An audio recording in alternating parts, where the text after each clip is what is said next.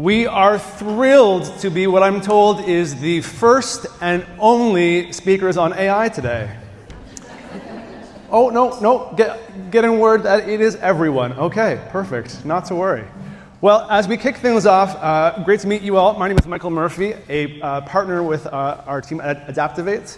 My colleague, Lauren Mansfield, who is a project executive, will be talking today about the hidden barriers to AI, why your culture, leadership, and ecosystem are failing. But luckily, also some ways on how to fix it. So we'll be sharing some client stories. Are we working? Perfect. We'll share some client stories that we've been experiencing over the last couple of years to kind of give you some insights into those learnings along the way, and hopefully some stories to pick up that might be useful for your own organizations. So starting off, meet our friend Barb from marketing. So Barb recently is at a consumer packaged goods company. They deployed a GPT tool. I will not say which one, but she found it incredibly useful. So in her marketing flow throughout the week, she uses it for transcribing meetings. She uses it for taking notes. She uses it for brainstorming outlines to presentations. She's found it incredibly useful as a personal productivity tool. So she's finding probably 2 to 3 hours of time savings throughout the week. But she knows that there's more. There's more potential to these tools. There's more potential to unpack deeper value for the organization. And she thinks, what if her team could tap into that? They're a marketing team that's planning brand campaigns in multinational jurisdictions, and they're really time intensive. They're trying to test and learn, get a sense of what works so that they can scale. And she thinks that there's a way for AI to help her team accomplish this quicker, faster, cheaper. We'll come back to Barb's story in a few minutes. I think we're still testing out the tech here. In the back, we can go to the next slide. All right. So Barb's team isn't alone in facing these challenges. We're seeing similar trends across different industries when they're trying to adopt AI. And what I mean by that is 82% of companies said they adopted some type of AI tool. And that's a promising start. But only 17% of those companies are seeing clear and consistent business value from all of these efforts. So let's pause on that, right? Because 82% adoption with only 17% value, that's not a gap, that's a canyon. And it tells us that just AI adoption is not enough to get us to the next step. So with a canyon that big, we see that it's a systematic problem. And we have to ask ourselves, what is holding our teams back? Well, we're seeing 3 common barriers coming up and keeping our teams from moving forward. So the first one is that teams are chasing tools instead of changing the way that they work. Just like Michael talked about, just like with Barb's team, they're using it to write emails or to capture meeting minutes.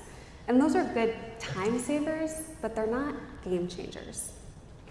And if we think about the way we want to bring the full power of AI to today, it means we don't just want to tweak minor tasks.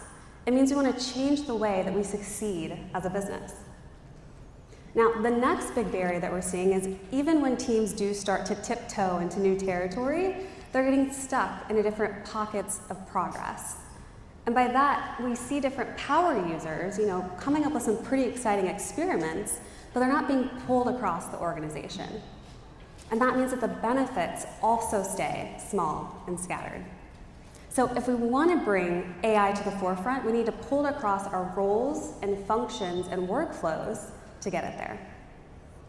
And then the third big barrier that we're seeing is that even when teams finally do get that momentum to collaborate across each other, they're getting stuck in the systems around them.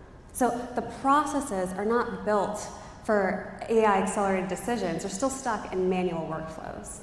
And the governance is geared towards compliance and control, as opposed to helping our teams work faster, just in a safer way. So with all of this in mind, we want to take a step back and think about how we can change our operating model so that AI isn't just a tool, it's a trusted teammate.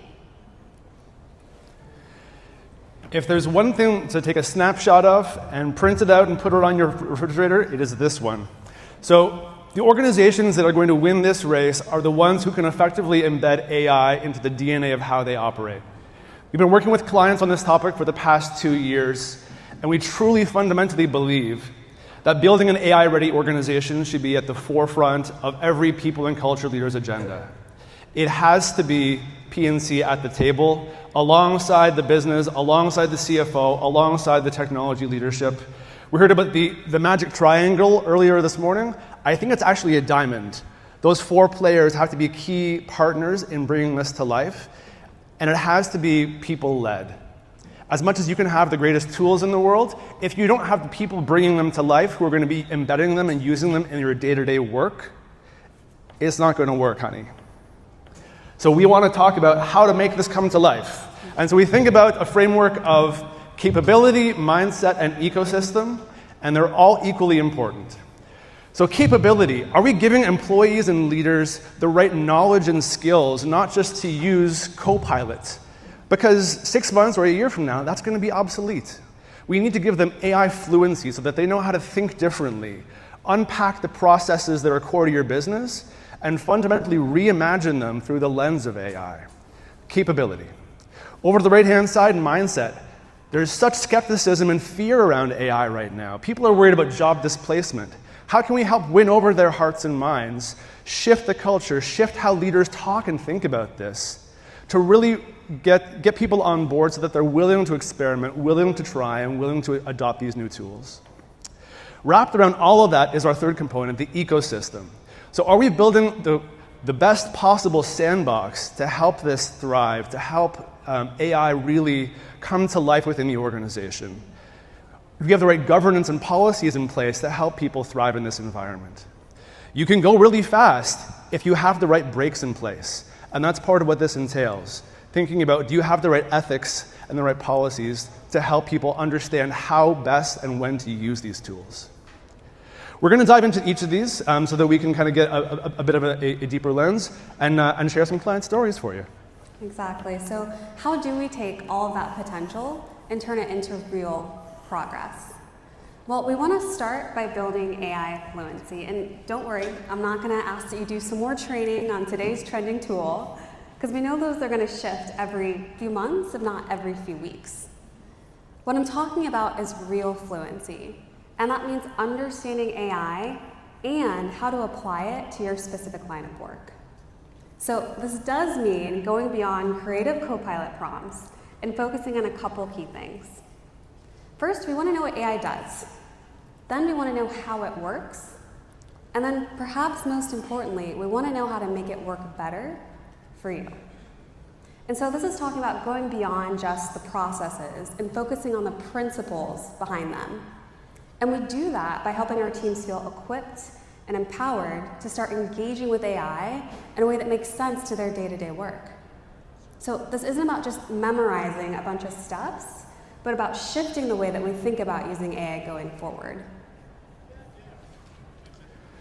Number next, upskilling for AI-powered teams. You know, we think about AI fluency as a similar way to we think about fitness. It is not one and done, it has to become a daily habit. If it were one and done, that spinning class I took in 2017 would have done miracles, but unfortunately it has not. And so it becomes a daily habit that we have to practice and build on. Sometimes we experiment and we try things by ourselves. Sometimes it's better in a group context, and we want to share those learnings in both directions.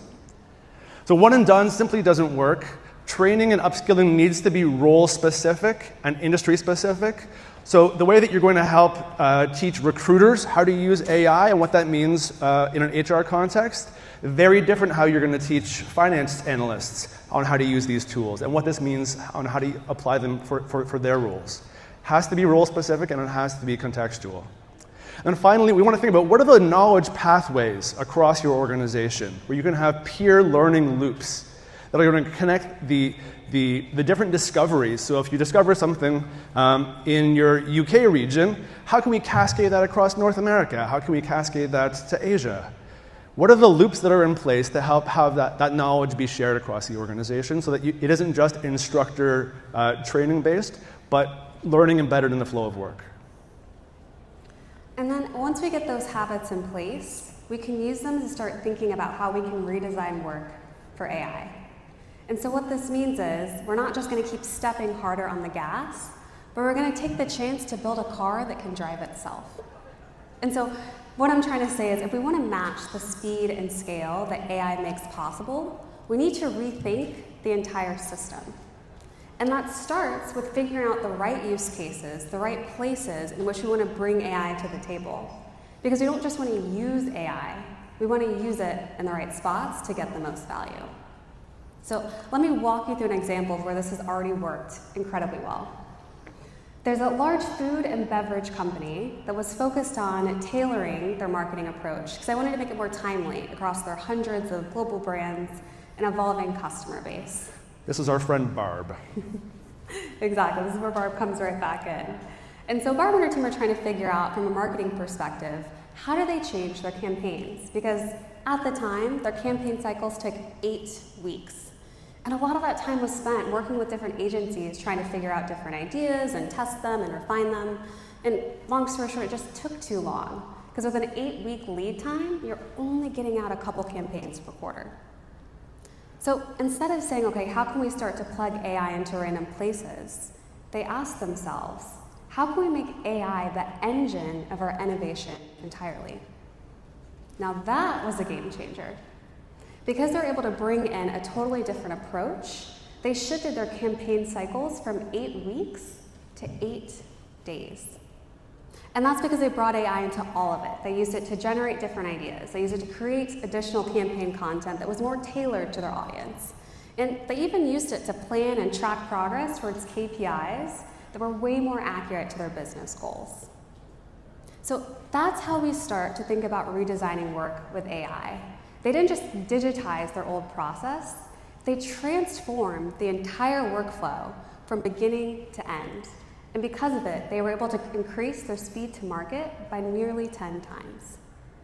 So as we're bringing this to our teams, we want to challenge you to think, how do we not just optimize what worked in the past, but how do we build something better for the future?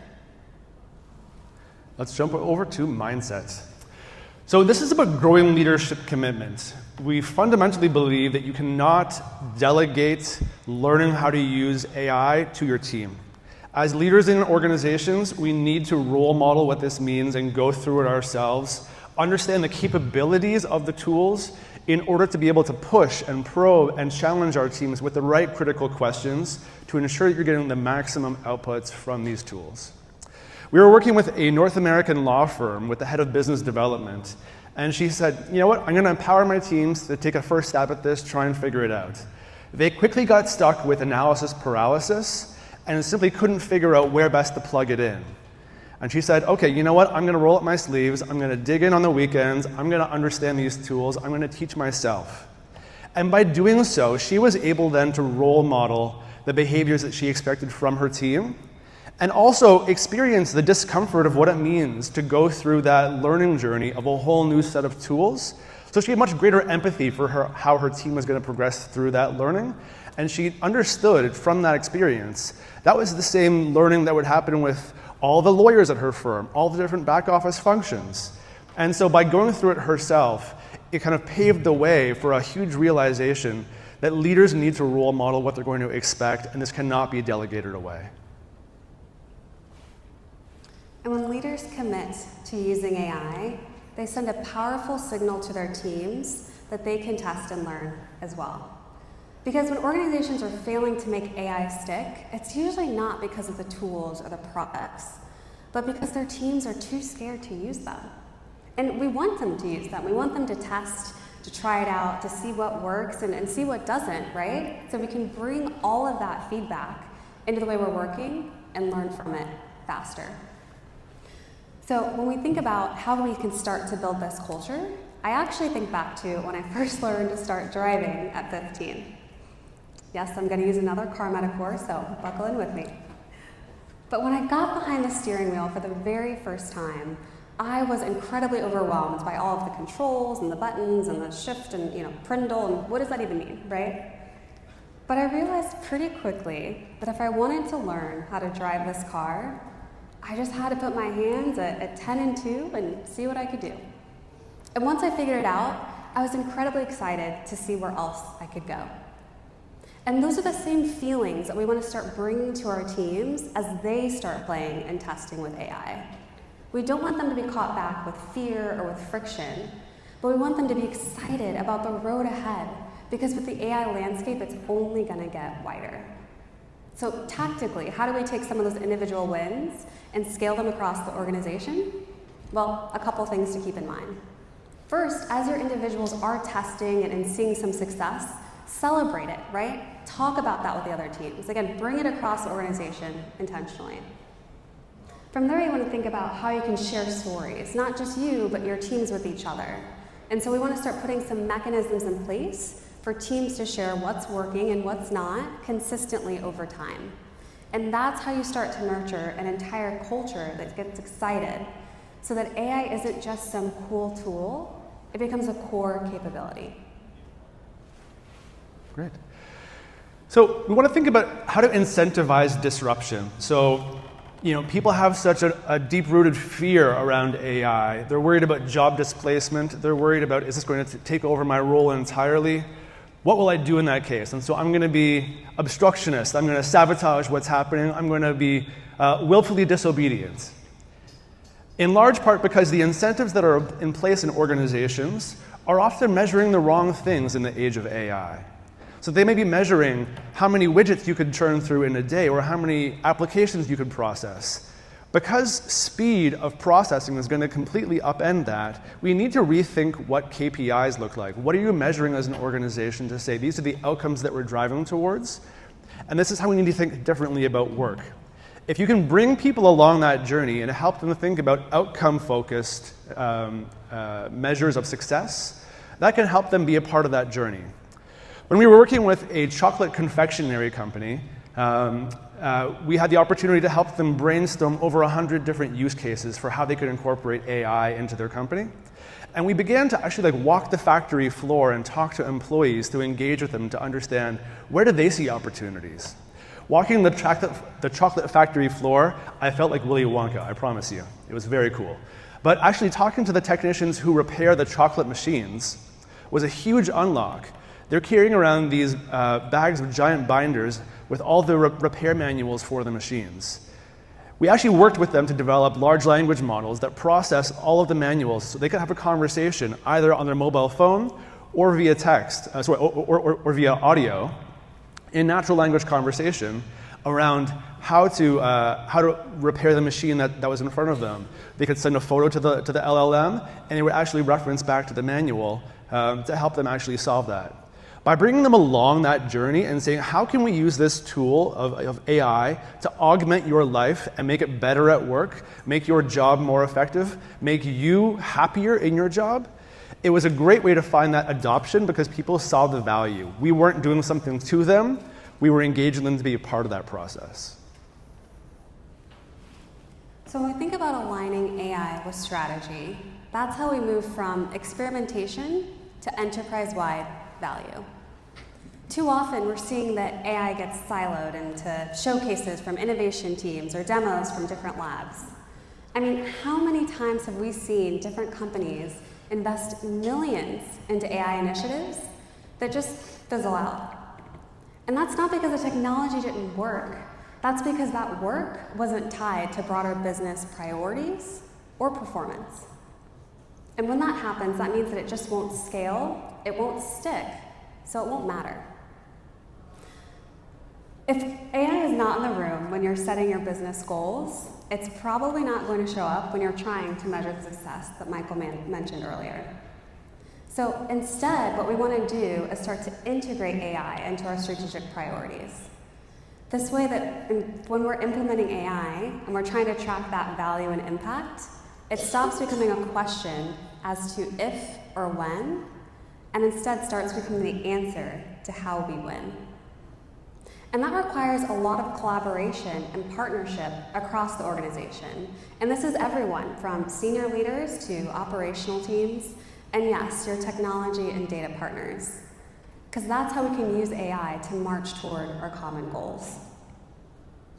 Long story short, AI cannot just be considered an IT thing. We need to bring it across the organization if we want it to matter long term.